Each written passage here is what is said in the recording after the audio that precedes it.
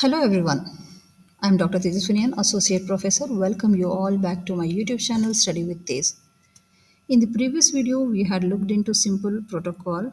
Today we shall discuss on stop and wait protocol. So stop and wait protocol, it basically, as the name says, it is handling both error control and flow control.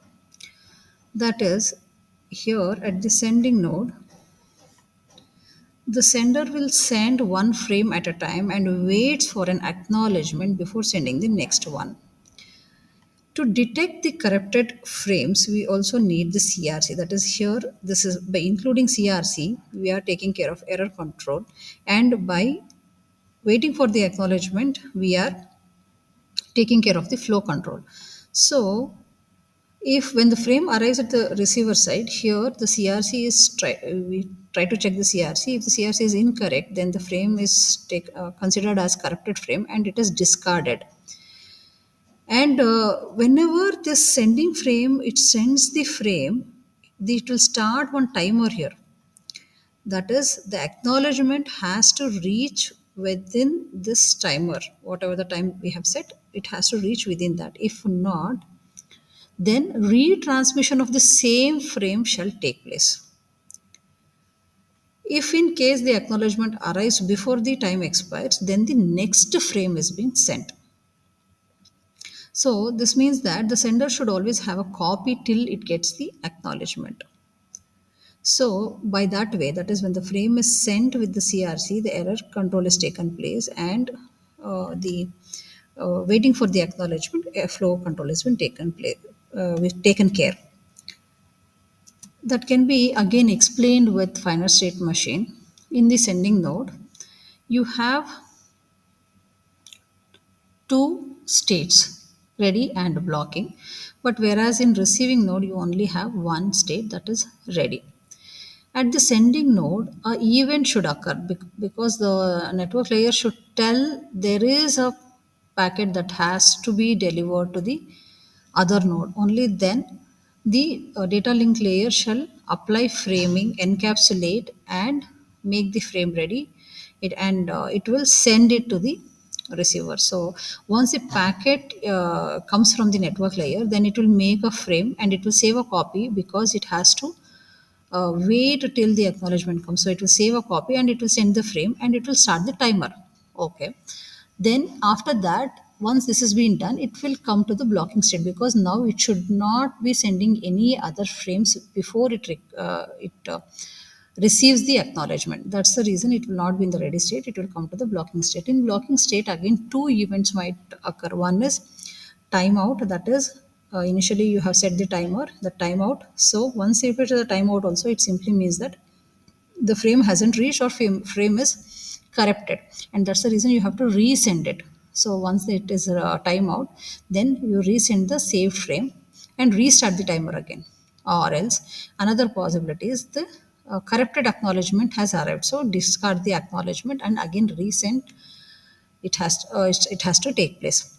Suppose if error-free acknowledgement has arrived within the timer limit, then stop the timer and discard the saved copy, whatever you had saved on copy, right? That you will discard it and you will send the next frame. That next frame, again same procedure. Make a frame, save a copy, and send the frame. This procedure shall happen again. When the machine started, it will be in the ready state only. In the receiving node, what happens? It will be in the ready state itself.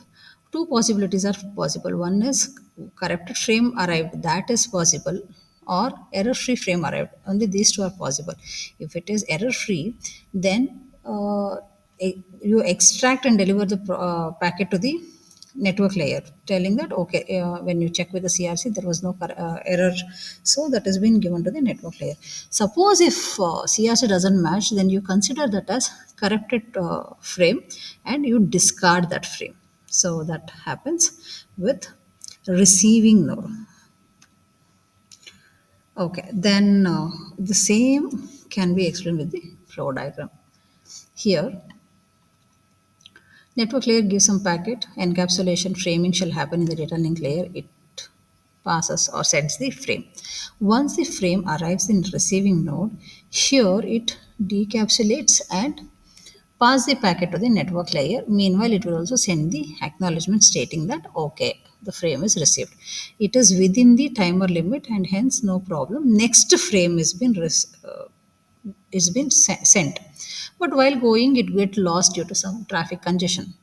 So at that time, it will wait for till the timer to over. If it does, since it is lost, obviously you will not get the acknowledgement, and that's the reason the same frame has been resent.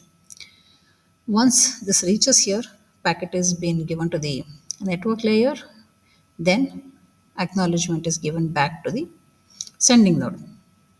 Then another frame, the third frame is sent. Okay, it receives, but acknowledgement, it will also send the acknowledgement, but acknowledgement is lost.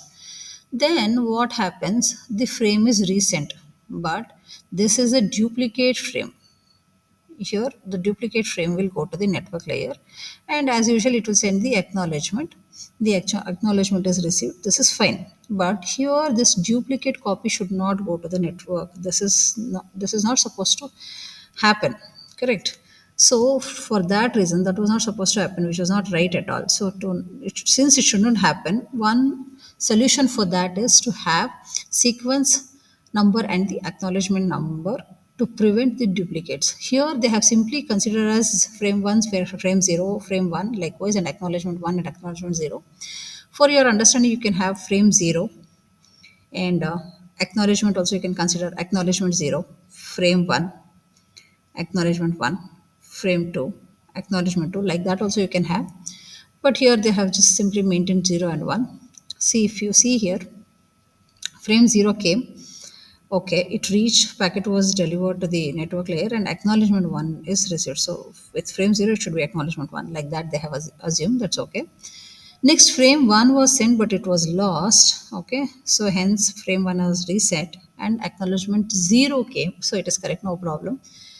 But whereas here, next again, the third frame is frame 0. That is either it will be frame 0 or 1, likewise, it is numbered. So if it is third frame is been sent, it is received, but acknowledgement is lost. So again, the same frame has been resent. Then this was receiving node was expecting frame 1 because frame 0 it has received. Next it should be frame 1, but again it is receiving frame 0 only. That's the reason it will not pass that to network layer. Instead, it will send an acknowledgement. And once that acknowledgement reaches the sending node within the time limit, then another new frame is sent. So this is the working. So by adding sequence number and acknowledgement number, we can make sure that no duplicates will go to the network layer of the receiving node. Hope I'm clear. One simple concept, piggybacking, is like to make the communication more efficient, the data in one direction is piggybacked with the acknowledgement in the other direction. In other words, when node A is sending the data to node B, node A also acknowledges the data received from B. For example, if I can teach you with the previous example, here frame 0 is sent, acknowledgement 1 is sent, correct? And frame 1 is sent. This here it will be better. Now one frame is sent, acknowledgement is sent, another frame is sent, and acknowledgement is sent. Suppose if it was a two-way communication, like one frame will enter here, this has to acknowledgement for this frame, at the same time this also has some frame to be sent, then with that frame you will also include the acknowledgement and you send it here. So again, next this has to send the frame, then with that frame acknowledgement for this frame which was sent, for that acknowledgement is also sent. That is called as piggybacking. So today we learned about stop and wait protocol. Thanks for watching.